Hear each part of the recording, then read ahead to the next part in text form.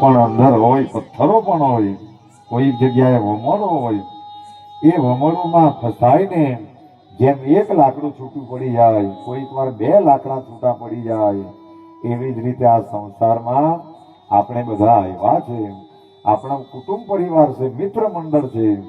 પણ આ સંસાર સાગરના પ્રવાહમાં કોઈક વાર કોઈ એક છૂટો પડે, કોઈ બે છૂટા પડે, એમ કરી કરીને, કારણ કે એ છૂટા પડવાનું, અને કારણ કે એ સનાતન છે, એમાંથી ભગવાન જેવા પણ જે સદેહ આવ્યા એ પણ બાકાત રહી શક્યા નથી. તો આજે કથાનો છેલ્લો દિવસ, કથાનો ઉત્તરાર્ધનો દિવસ, અને કાલથી આપણે પાછા આ જગા પર નહીં હશું, પણ જે જગા પર હરિના નામનું બીજ રોપાયું છે, એ બીજ કોઈ પણ દિવસ પલટી શકતું નથી. એટલે જીવનની અંદર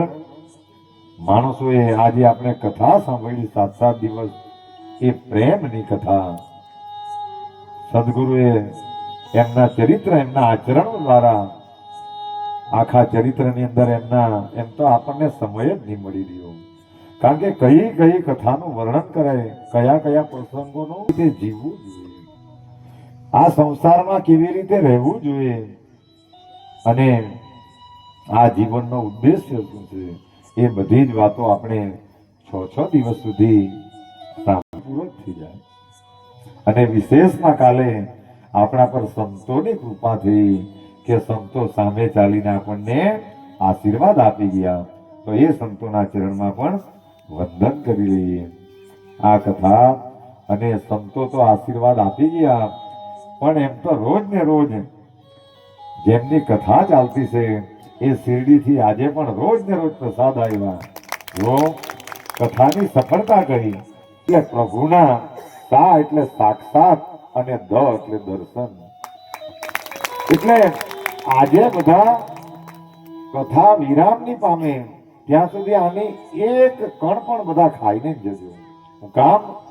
કારણ કે આપણે બધા ઊંઘના ગુલામો થઈ ગયેલા. પ્રસાદ શું છે, ભગવાનની કૃપા શું છે,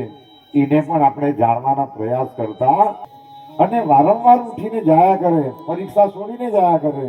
સાંભળવા વગર જાયા કરે, તો એ પરીક્ષામાં પાસ થઈ શકે, એને ફળ નહીં મળે પછી, કારણ કે નિયમોને તોડી નાખ્યા.